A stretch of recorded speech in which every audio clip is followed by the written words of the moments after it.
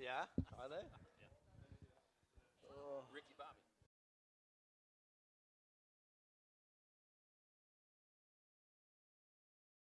I'm gonna.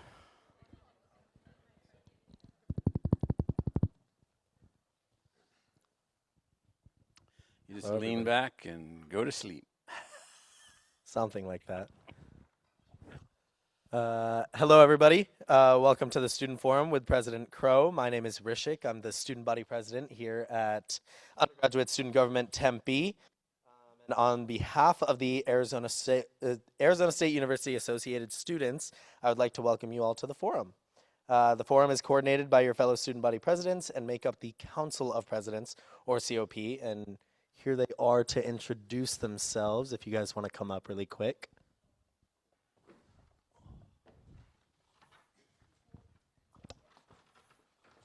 Hi, everyone. I'm Laura Doyle. I'm the student body president of the downtown campus. Hello everyone, I'm Shreya. I'm the student body president for the Polytechnic campus. Hello everybody, I'm Joshua. I'm the student body president on the West Valley campus. And the graduate student government president was not able to join us, but that's Ram Chandra Kulkarni. So let's kick it off. The forum is kind of designed for us to be able to hear updates and engage directly with questions and answer portions, where I'll be asking questions submitted by students prior to the forum. We also have other presidents that will be monitoring the questions that are live during the webcam and from the Zoom. But because we only have 1 hour with you, President Crow, we understand that not all the questions will be answered. However, we will follow up with the questions that are asked. We invite you to remain informed by reviewing our updates on the ASASU website throughout the school year and our upcoming priorities for this academic year. Thank you, President Crow, for being here. We're excited to hear updates from you directly about the state of ASU and just other general updates about the university, after which we will get started on some questions that students have. But would you like to start by sharing some updates about the university at this time and things that you believe are important for students to be able to know about? Sure, thank you. And it's great to have a chance to be here and answer questions, and also wish all of you a congratulations on the successful completion of this semester. How many in the room are finishing up this semester? A couple of you. How many of you are sure you're finishing up this semester?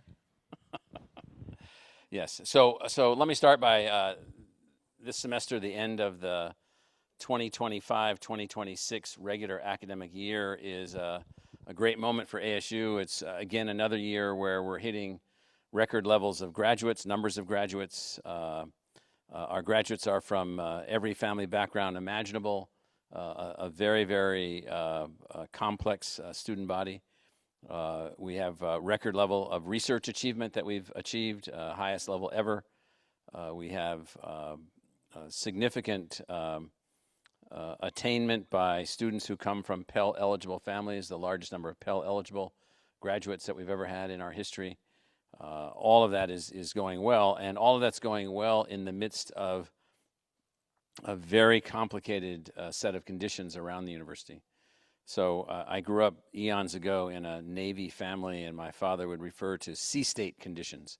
So if you look at sea state 9, which is the highest level of sea state, waves are around 50 feet at all times. 50 feet is quite a wave. And then there are conditions beyond that where it's tsunamis and tidal waves. So we're at sea state 9, a very, very complicated moment for the university because there are 2 very substantial wars that are underway, one in Europe and one in Southwest Asia and the Middle East, so Southwest Asia being Iran and the MENA states, Middle East and North Africa area, and then the war in Israel.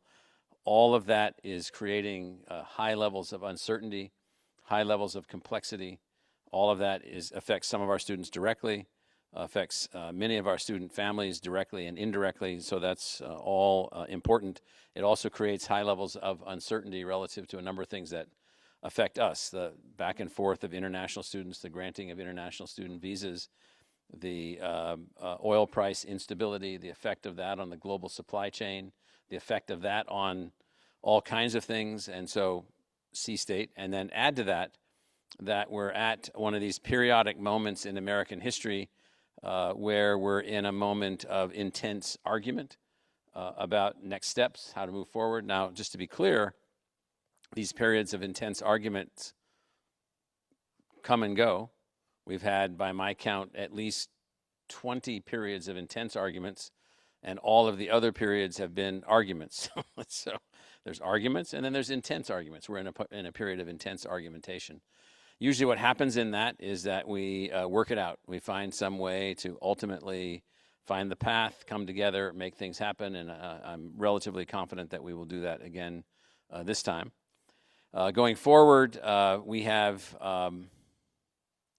we're expecting a great class in the fall of on-campus students.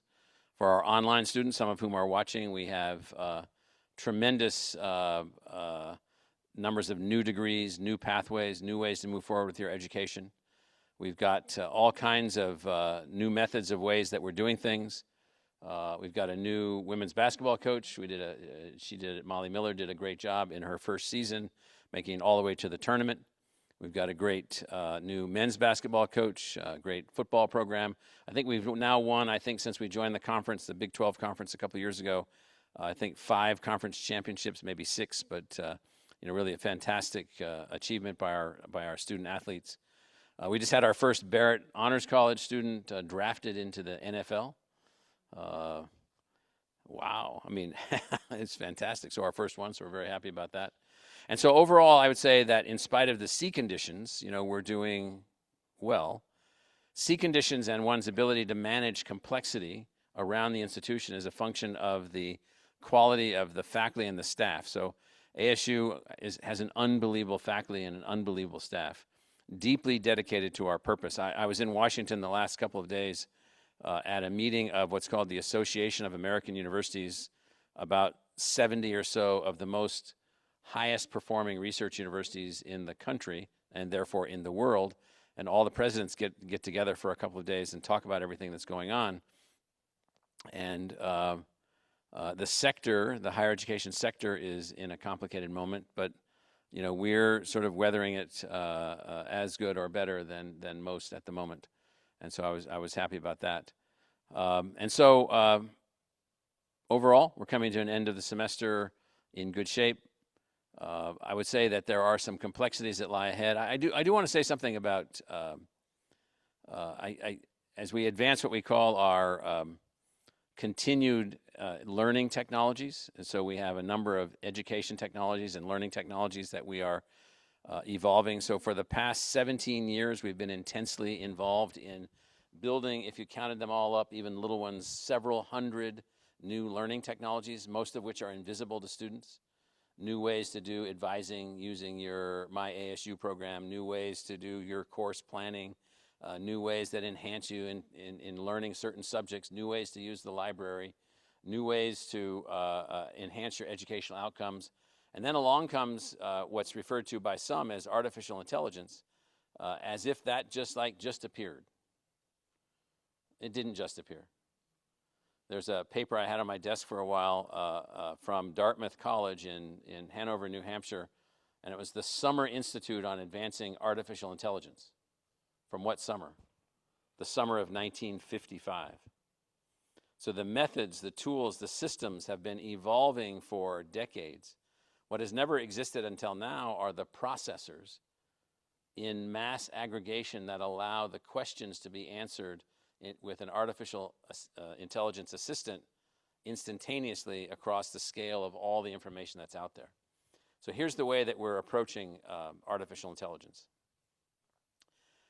We have one interest in all of the learning technologies that we use, one and only one: the enhancement of the success of the learning outcomes of our students and the support of the faculty that are teaching those students. That's our only objective. We do not see AI as a way to reduce the number of faculty, change the efficiency ratios of the institution, change the way that we do things. What we're interested in is how can AI-based tools be available to those students that want to use them to enhance their learning outcomes, their learning depth, their learning speed, their learning quality. How do we help students to build learning tools? We have a class this semester being run by a new professor of practice named Will I.M. So Will is a famous musician who built the Black Eyed Peas band into a pretty globally recognizable music organization. It turns out he's also an engineering and technology savant. He's able to conceptualize technologies in unique ways. And so we have a class this semester where about 75 ASU students, half in Phoenix and half in Los Angeles, are building agentic selves. Now what this means is they're using AI tools to create a device that works for them, helps them to find things that they want to find, helps them to learn things that they're struggling with, helps them to set up appointments, helps them to manage their schedule, helps them to plot their course during certain kinds of things, helps them to protect their own intellectual property, their own creativity, their own way of thinking about things, their own intellectual identities. So ultimately where we see things heading is how do we build an AI tool that helps the learner to be more successful and helps the faculty member to be a better teacher, a better scholar, a better researcher? How do we make all those things happen? And so as you listen to the rhetoric that's out there about AI, a lot of that rhetoric is at the macro level. Well, it's going to be eliminating all these jobs. All kinds of technologies eliminate jobs, and then they create more jobs. Believe me, I could walk you chapter and verse through the last 20 times that has happened. And so what we're interested in is eliminating no jobs. What we're interested in is maximizing your learning and your potential to engage in the new economy and whatever you're going to do going forward. So I just wanted to add that to the status of how we're doing overall. And by the way, we have about 4,000 faculty members that have been trained in how to use AI in beneficial ways. We have about 95% of the students are using an AI tool. Large numbers of students are using AI tools every day, all the time. How many of you have used an AI tool in the last week? How many of you have used them but you don't know it? Because they're also embedded in all kinds of things, just helping to answer questions and things like that. So that's my update on how we're doing. Awesome. Thank you. Thank you for all of that. And to kick off the Q&A portion, we'll ask some questions that were submitted to us prior. If you're joining via Zoom, please do use the question feature on the webinar. And if you have any questions during this time, you can type the questions there. If you're joining live, please use the QR code to submit your questions directly. But I'll hop into our first question from an undergraduate student. So how is the university adapting academic programs to better prepare students for today's job market? So I think that's an outstanding question. So my general theory about this is that we're not training you to do a job. You will have, on average, between 10 and 20 different jobs and possibly 3 to 4 different careers once you leave ASU, either as an undergraduate or a graduate student. So what would we train you for? Which of those jobs would we train you for?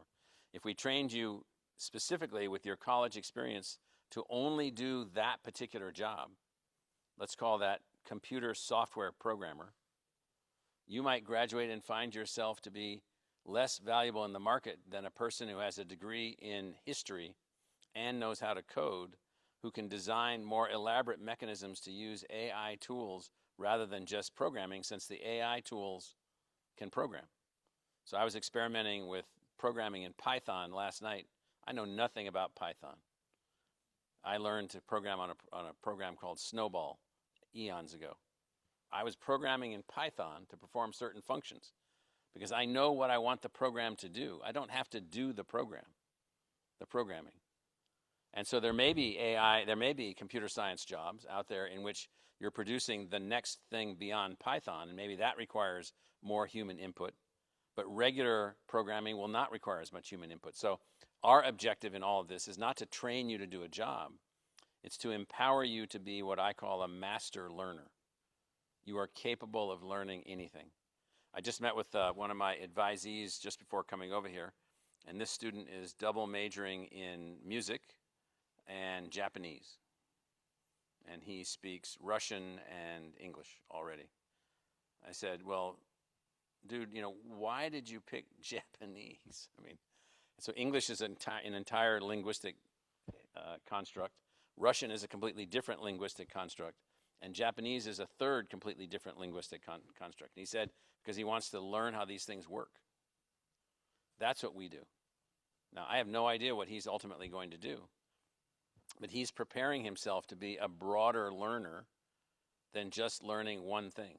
He's learning how to learn really complicated things. And so what we're after is, again, as the job markets are changing, when have they not changed? They've always changed, and they always will change, and they'll be constantly changing and adapting. Those that will be best prepared for the job markets of the future will be those that are the most broadly empowered to be capable of learning across a broad spectrum of areas. So I urge as many students as possible to double major. I urge, if you can't double major, you take 2 or 3 minors. You have ways in which you're broadening your learning. You're able to learn new and different things. If you are double majoring, don't major in computer science and computer engineering. Major in computer engineering and oboe.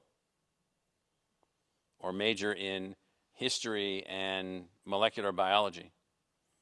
And at the undergraduate level, that's relatively easy to do. That then, therefore, would prepare you to be ready for whatever's coming your way. Again, it's not even the fact that you understand molecular biology. It's not about understanding molecular biology. It's understanding what molecular biology means. When you get into the job, you're going to be trained specifically to do a particular job. You're going to do best at that if you're broadly capable. Broadly capable. And then I would just add to that you have to have an underpinning. So we require a course in American institutions for our undergraduates to graduate from the university. Well, if you don't have that, then you don't have a good idea about how the government actually works. You don't have a good idea about the role of the people in shaping the trajectory of the country. And so if you don't have that, then there's all kinds of things in whatever job you have you're not going to be able to do. So it's broad education, broad empowerment, learning empowerment. That'll make you the most capable for jobs of the future. Thank you. I think that this university absolutely gives a lot of access to double majoring, even triple majoring. How many people triple or double majored when they were in this university or at this university currently? Awesome. You need more hands. As we all know, ASU is known for being #1 in innovation and the innovation practices that it has. But how can undergraduate students become more directly involved in research and entrepreneurial ecosystems earlier in their academic journey? And what is your advice to graduate students who may not have engaged in these activities before in research and entrepreneurial spaces? It's always funny to me, and I don't laugh in a funny kind of way. I laugh more in sort of a grimace kind of way. How students don't look around more about what's going on. So we have innumerable organizations which are intended to help you to build your business plan to, with your fellow students, launch some kind of business, launch some kind of enterprise. There's multiple clubs, multiple offices, multiple functions, multiple ways to do this. And so in terms of innovation and getting involved in research, we already have thousands and thousands and thousands of students involved in research. Basically, you find some professor that you're interested in working with. So I'll pick when I was a professor at Columbia University, these 2 sophomores showed up in my office. They said, "Oh, we've been studying what you do. We'd like to work with you. We'd like to be your research assistants." I said, "I don't have any money to pay you." They said, "That isn't what we're here for. We want to be your research assistant. We want to figure out, cool things to work on. And we want to work on them with you." So one of those people now is the president of the American Geographical Society. And one of them is a tenured professor at Johns Hopkins University in their School of Public Policy. And at that time, I just took them on like full-time researchers, and they did all their schoolwork. And so you have to go up to the professor. You got to say, "I'd like to work with you." Provost Gonzalez is here. She does research in areas of psychology. I'm sure plenty of undergraduates have raised their hand and said they'd like to work with her, and she's had them in their labs. We have thousands and thousands and thousands of undergraduates. When I was an undergraduate, I picked one professor that I wanted to work with who was in the geology department, and he said sure. So it started out as an internship, like a research internship, then an hourly employee, then a research assistant, then a research associate, and then after a few years, I was actually his associate director of a major 3,000-person research organization. And it started from me saying, I'd like to work with you, Professor Senline. That was his name, Lyle Senline. And the other kids I hung out with, they would do that. And so there's very few faculty members here who would say, go away from me, you pest. We're here to teach. And if all else fails, you come to me and we'll find somebody for you to work with. So I think that's an important thing. And then on starting companies and innovations, people should just do it. You're going to laugh when I tell you this, but going to college is not a full-time thing. How many of you agree with that? I mean, you got lots of time to do other stuff. You can work, you can do other kinds of things. Well, you can start a company, you can work with others, you can be entrepreneurial, you can make things happen, you can raise money, all kinds of things. And so there's all kinds of ways to do that. You should just go out and find those things and make that stuff happen. So it's they're not looking for you. You need to look for them. Thank you, President Crow. So the next question that we have is, as ASU continues to lead nationally in supporting international students, I know that international students is such a hot topic at the moment, especially working around work authorization, limitation, and cultural integration and access to career pathways. How are we able to lead them and support them? Well, we're the #1 destination of any public university in the United States for international students, and I think we're number 4 for international students, or 5, something like that. 4, Holly, is it 4th? Yeah, number 4 in the country. Large numbers of international students from many, many countries all over the world, and all this confusion and chaos out there in the U.S. State Department relative to visas in particular has been hard. Now, a lot of that, I'm going to have Holly Singh here answer this, but a lot of this is resolved at the moment, and what's happening is that people gave up. So how many of you are international students or no international students? Yeah, a few, yes. And so everybody should say they know international. Who knows international students? Like, who doesn't know international students?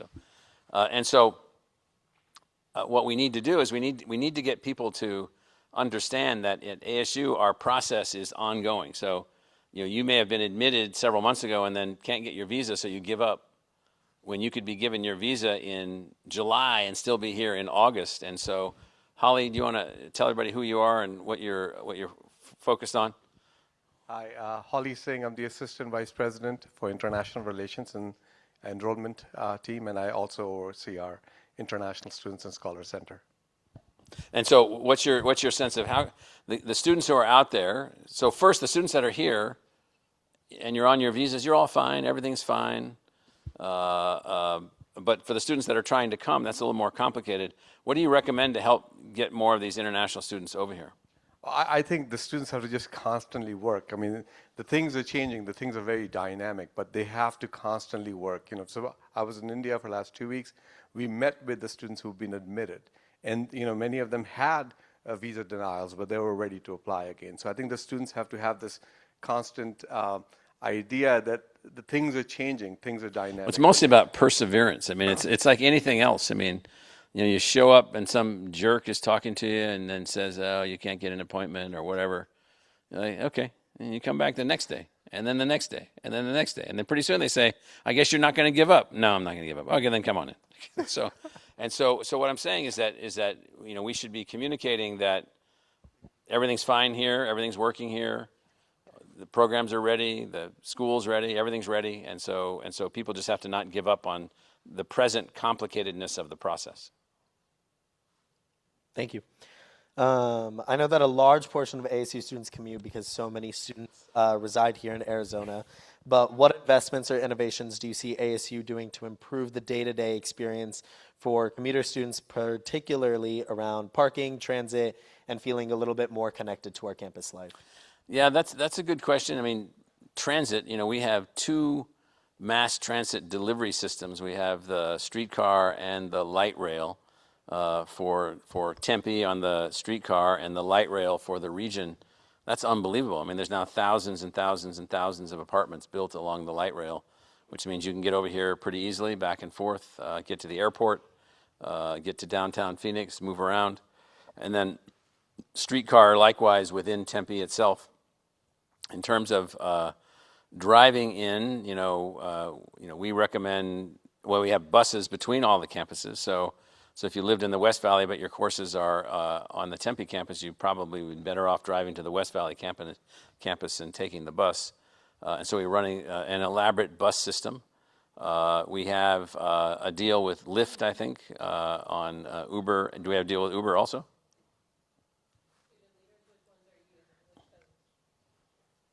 Uber mostly is what West Valley and Polytechnic as well as downtown. Yeah, so we have deals with those guys, which I think give an advantage to students. And so we've tried to do everything that we can. So in terms of, what I could say to commuter students is, if you just show up for class, you're making a big mistake.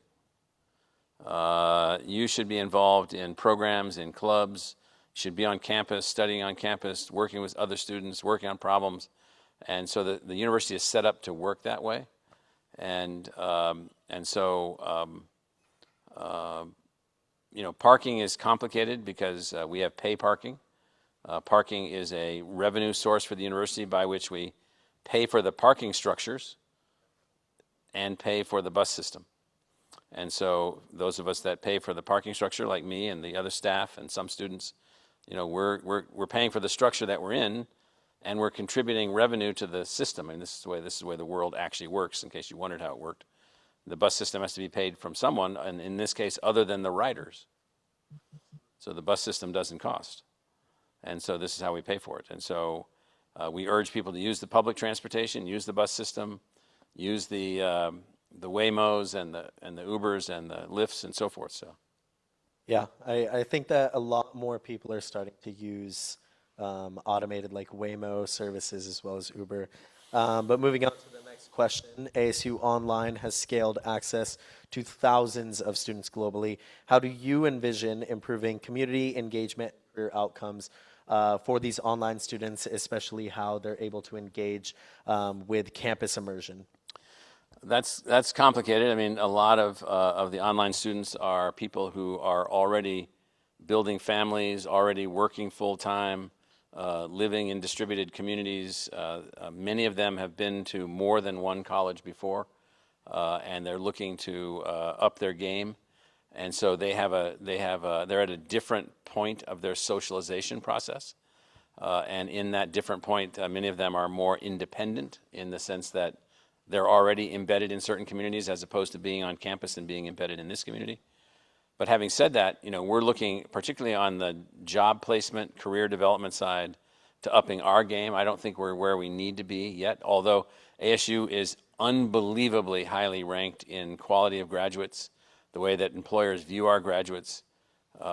We need to do a better job of helping online students and on-campus students find pathways to jobs and career development opportunities and so forth. So, and then, I think that the way that it's supposed to be working in student government is that the online students are a part of the campuses that they're majoring in, and so they're able to participate. I hear from a fair number, as some of you will smile at this, I hear from some online students that, so we also reach out to online students. We have student success coaches. They're not just talking to robots. I mean, they're talking to faculty, they're talking to teaching assistants, they're talking to success coaches, they're talking to university executives, university leadership, and so we're putting as much energy into them as we possibly can. ASU is the largest of the online.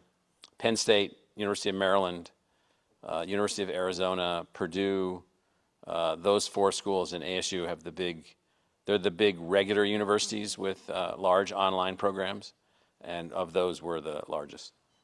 Awesome. What's that statistic on the average age of an online student at ASU? I don't remember. It's around 30 or 32. Provost Gonzalez, do you remember? What? 26, 27. It's gone down a little bit lately, right? So it used to be 30. It's gone down to 26, 27. Yeah. That was Matthew Lopez, our incoming vice president for enrollment management. ASU's new med school is a major step forward, as we all know that we launched that this year, but how will it differ from traditional models, and how do you see it addressing physician shortages and healthcare disparities in Arizona as well as beyond Arizona? So there used to be 2 medical engineering schools in the world, and now there are 3. So the ASU School for Medicine and Medical Engineering, SOM, which is named for John Schufelt, who is our ASU graduate entrepreneur and donor who helped us fund the launch of the school. The University of Illinois at Urbana and Texas A&M in Houston are producing medical engineers. Every graduate, our first class begins this summer. Every graduate will study medicine, become an MD, and also get a master's degree in engineering.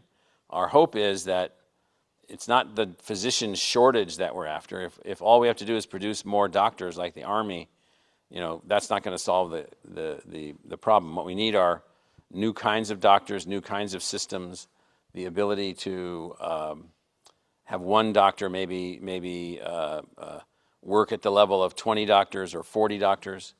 We don't know how that's all going to work, but medical engineering is a different, more innovation-focused pathway. So we're hoping to produce as many of those people as we can. Awesome. Thank you for that. And then one of the biggest questions that students have been asking is that ASU is expanding globally through programs like ASU London. So how do you see these international initiatives shaping long-term identity and competitiveness of ASU as a global university now that we scale to places like London? So 24 years ago, when we outlined our design aspirations, one of those aspirations, which was then number 8, we now have 9, but number 8 was global engagement. So all the great universities of the United States, Harvard, Penn, Stanford, UCLA, University of Virginia, are all global institutions. And at the time that I put out those design aspirations, we were not. And so now we have relationships all over the world where we're helping undergraduate students to study at multiple international universities, and then the top of those students then will finish their undergraduate career and start their graduate career at ASU. That's our hope. ASU London is one of those projects. What we're trying to do with ASU London is also accelerate our innovation. So the degrees being offered there in engineering and business will be 3-year degrees instead of 4-year degrees. That's the common degree in England. So if you get a degree at Cambridge, it's 3 years, not 4. I never know why we had 4 and they had 3. It seems that we should have 3. And so we're going to allow that to happen. And so we think that some American students will go there. We think that some, and I think we decided that the American students from Arizona would have a tuition benefit by going there. The out-of-state students would have some tuition benefit by going there. Then international students will go there to London, and then British students will go there to London. And then as many students that go there as possible then would ultimately come here. Having the university center there would then allow us to have a stronger relationship with the British government. President Trump was with the King yesterday, and last night was the big state dinner with King Charles, and the unbelievable connection between the UK and the US is just off the charts. And so we're just looking to be a part of all of that also. And so we're excited about that being kind of an experimental program that could produce more students for ASU, more opportunities to connect with ASU, more opportunities for ASU to connect with the UK government, our very strong parental ally in some ways. So that's why we did it. And all of that opens in the fall. Awesome. Anything, Provost Gonzalez, that you'd like to add to that?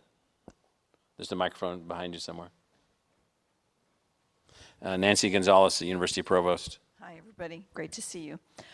So we right now are starting with engineering degrees and business degrees, and then in the future we'll expand into other disciplines. So. Yeah. So let's say you know someone that really wants to be an engineer, and they're kind of in a hurry. So tell them to scoot over to ASU London Center. Get your degree in 3 years there, live in London, work on projects there, then come back here, get your master's degree in the 4th year, and get your 2 degrees in 4 years total at a total cost that would be less than if you came here. That would be awesome. You're just finishing, so too late for you. I know, a little too late. The next question is, ASU often talks about how can we improve the daily life of an ASU student or an ASU Sun Devil. So if you were able to implement one immediate low-cost change across all 4 campuses, including ASU London now, what would that be, and how would it meaningfully improve a student's life tomorrow? I would give the faculty meal tickets and make them eat with you.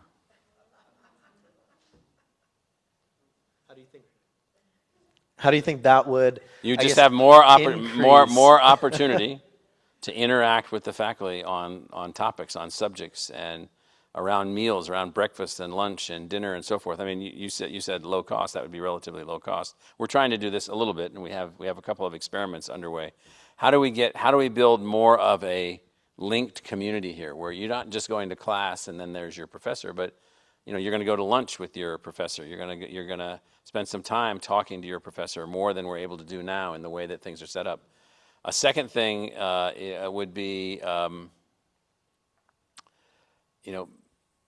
basically trying to find a way to deal with the high levels of anxiety that so many of our students have. So everyone has anxiety, believe me, everyone. It's a human thing. If you don't have anxiety, there's something wrong with you. I mean, seriously, you should have anxiety about that. And so, but sometimes anxiety then takes over. And so we have thousands of students who are just feeling so much anxiety. They're watching the news. They're looking at the social media. They can't separate, well, is this going to happen? Is that going to happen? I mean, people are talking about, fear for the future and collapse of the country. And I'm like, really? And so there's not going to be any collapse of the country. There's not going to be any collapse of the world. So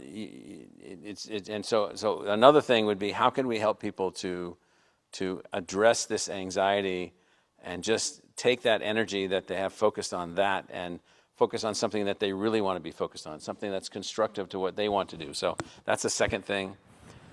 Probably a third thing, I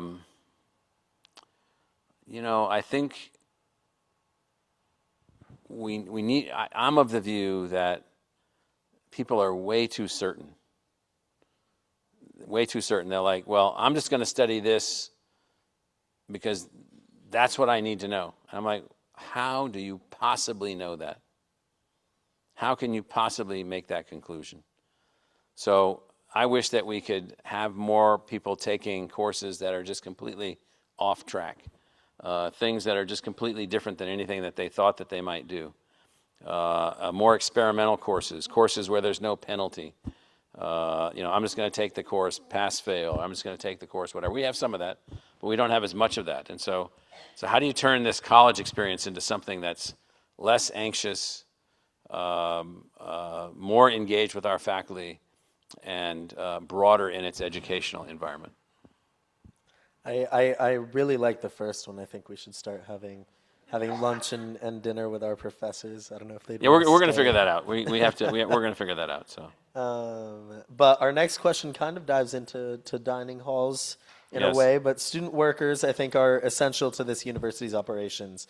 How is ASU thinking of improving wages, professional development, and career pathways for campus jobs into full-time transition roles and careers? You're talking about student workers? Student workers, yes. Yeah, so we employ about 16,000 students at ASU, almost 17,000 as employees. I think we just set the minimum hourly wage going forward at $14 and something. There's many student workers that make $20 an hour, $25 an hour, $30 an hour. So these are already, if people don't realize this, these are already substantial hourly wages. How we convert, I'm of the view that as many students as possible should get jobs at the university. There's hundreds of jobs that are unfilled. There's jobs that we can't get anybody to take. And what they do is they help you to work in an organization, help you to learn about scheduling and time and assignments and so forth, help you to learn how to deal with bosses who are idiots, all these kinds of things. And and you need to learn all of those things. And so how that converts into careers, the more work you do while you're a student, the more favorable someone's going to look at your resume. So if you're working in a biology lab and you're a co-author on 3 papers at the undergraduate graduation date, well, you're going to have a better chance of getting into grad school. You're going to have a better chance of getting a job. You're going to have a better chance of getting a bump up in your salary. I remember in one of the first jobs I looked at, the key was whether or not I had 12 credits in economics, which I did, and whether or not I'd worked on any economic problems, which luckily I had. And because of that, I didn't take the job, but my job offer was like $25,000 a year or more, or I said $20,000 a year more, meaning the original job offer, this you'll laugh at this, was like 20K, and the offer, once they knew I had that training and did that job, that student job, was 40K. Just from that. I want that raise. Yeah. Circling a little bit back to the medical school, our next question is congratulations, actually, on the new launch of the medical school, but hearing an update on what the inaugural class will look like, particularly how the admissions process looks, and the engineering integrated curriculum. As you look at the first cohort, how is school positioning to address Arizona's healthcare workforce shortages, especially in rural communities? And how do you envision its partnerships with organizations such as Honor Health, Mayo Banner, Barrow, and Phoenix Children's Hospital evolving over the next few years? So the class is small, 36 students in the first class. And then so the first full cohort group will be therefore 144. So we're starting out small. We're going to master that, and then we're going to launch 2 additional versions of the medical school, 2 additional tracks. One will be a Barrett Honors College track where you'll be admitted to the medical school from high school, and then you'll work through Barrow, and you'll stay 2 extra years, and you'll leave as a doctor. And so we're designing that. And then the second track will be, which will really go to the workforce issues, like we just did in the law school, where we now have an online JD degree being filled by fantastic students who are student prospects who are working in the field. We're going to go into the field and train nurses, nurse practitioners, and med techs to be physicians using our advanced learning technologies. And so that's where we're really going to hit the numbers. So eventually we're going to have all 3 of those things going on. And that will then bring in different kinds of students, do different kinds of things. And so that's where we're headed. Now the first class is also all on scholarship. So we have donors that are providing the tuition for the first class, I think for the first 2 years. And so that's good for them. I mean, that's a $67,000 or $87,000 tuition, depending on in-state versus out-of-state. And so we're excited about that. And I'm sure that the first class, I don't know how many students applied, 1,000, something like that, which is pretty good for just right out of the blocks. What they tell me is that Holly Lisenby, our dean, she tells me that they're like unbelievable. It's like, where were these people? They're like, they're going to be all the Star Trek medical officers. And so some of you saw Star Trek, right? Yeah. Bones, Dr. Bones. Yeah. My sister went to med school down south, but Yes. I think she would have loved to go to ASU Med Yes. School if it was open when she went. But the last question for this Crow Forum today is going to be, looking ahead to 10 to 15 years, what is the boldest transformation you hope to achieve at Arizona State University, and what role should students play in helping drive that vision forward right now?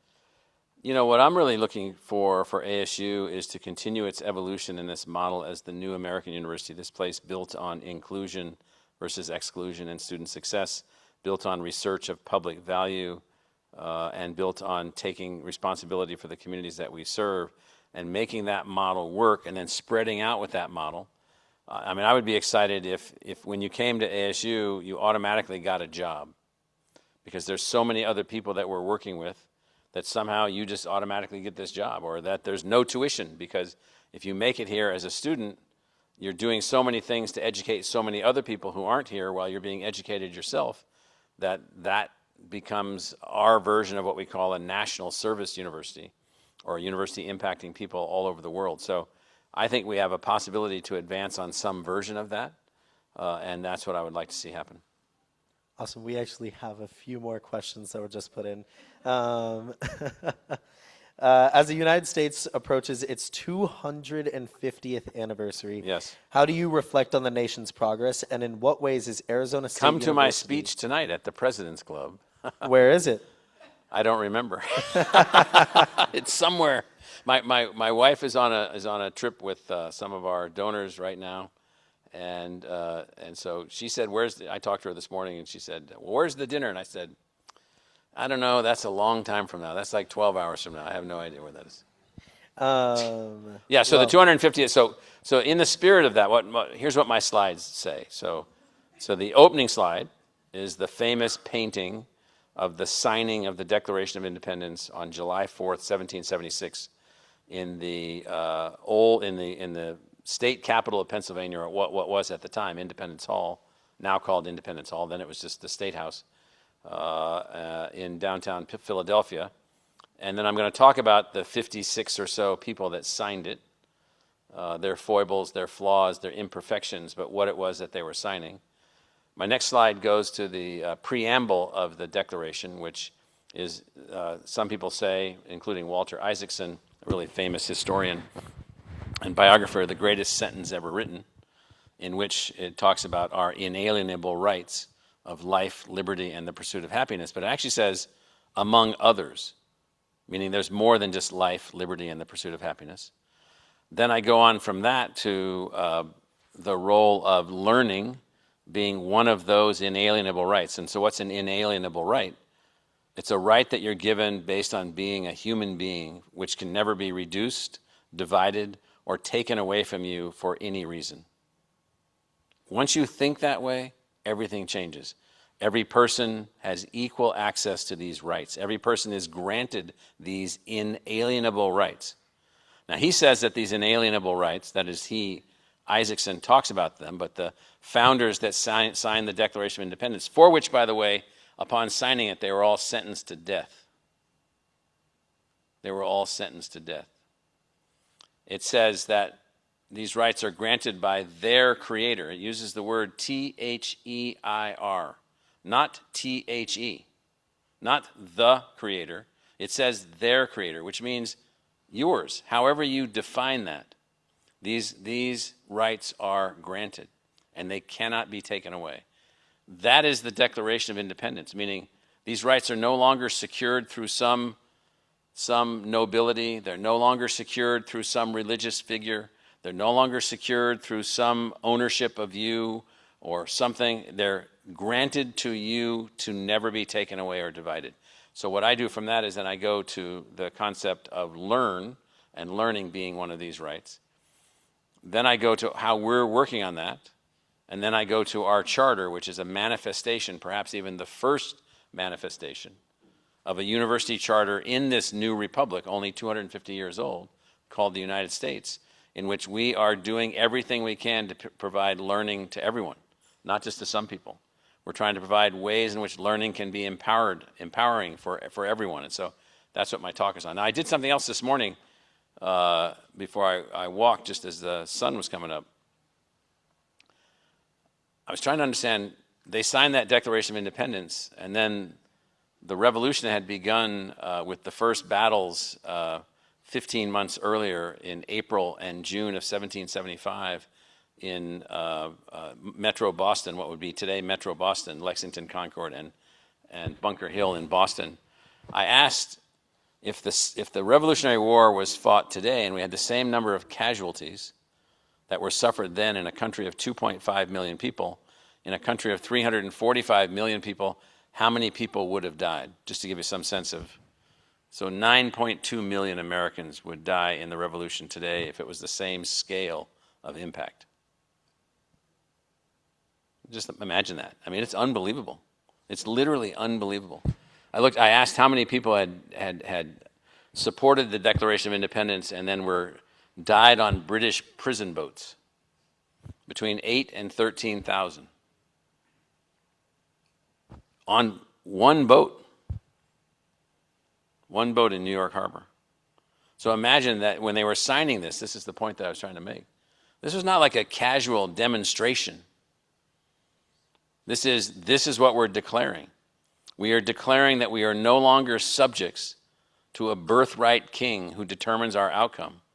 We are granted these liberties, and we will take them and we will move forward. Even though we're imperfect people. Believe me, we're imperfect people. they made that declaration, and our institution, this very room, this very meeting, you being elected as a student government leader, students being here from every family background, every ethnic background, every country on the planet's surface is a function of all of that. Because nothing like this ever existed before. So that's what my talk is going to be about. That was the first thought you had in the morning, was about the Declaration of Independence? Yeah. Nice. Looking ahead, how do you envision The people that I work with on a daily basis, who agrees that that's probably my first thought? I don't normally think of things like that. Looking ahead, how do you envision Well, the first thing I future of wake up Arizona? first thing I ask my Alexa to tell me the BBC News update. So I know that the BBC News is not American politics, and they're just going to tell me this happened, this got blown up, this happened here, this happened there, and I'm like, okay, it looks like we'll make it through another day, and then I go take my shower. So I think of what I'm going to eat in the morning normally. But as I was looking ahead, I guess, how do you envision the future of Arizona, the United States, and the global community, and what role do you see universities like Arizona State University playing in shaping that future? well, I know a lot about what the world was like before the universities really hit the ball hard and created unbelievable outcomes like vaccines and new ways of solving problems and new ways of doing things and so forth. So I'm an optimist, and I believe that we are on a path of steady progress. I can give you chapter and verse. I can give you entire books. Steven Pinker's Enlightenment Now book. Just read nothing but the charts. Just the charts. You know, everything from crime rates to death rates to economic success to ending poverty to all the things that are moving forward. And so I think that universities are central to all of that. This anti-university thing, I think I understand it. It's a lot of people that are frustrated or hurt, the cost, all kinds of other things. But I just think that we're essential to the future. I see one person that was in my class this morning, and we spent time talking about microbes in water. We didn't even know what microbes were until academic scientists determined that there were things living in the water that were going to kill more people than any other thing. Waterborne diseases have killed more people than any other thing on the planet. That was only solved through science, believe me. Only solved through science. Well, all those things are still going on. Yeah. Thank you. Okay. Thank you. Are we done now? Next question. What are some university jobs that you would recommend for online students? I know that you were talking about so many unopened, unfulfilled jobs that students aren't able to. For online students? Yes, specifically. Is that from an online student that's asking? Yeah. It's from Zoom. So I think Yeah. so. Yeah, so I would say there are some jobs that we have that are doable in remote. So whoever that person is, just send me your resume and we'll try to get into the system to see what we can get going. So whoever that is. I'm waving at the cameras up there. So. Very kind. Well, that was the questions that I had for Okay. you. So thank you for your time, Yes, your thank you. leadership, and insights. Thank you for each of you for participating and asking those questions in person and digitally. So have a wonderful rest of the day and end of the semester. Yes, Go thank you. Devils. Yep.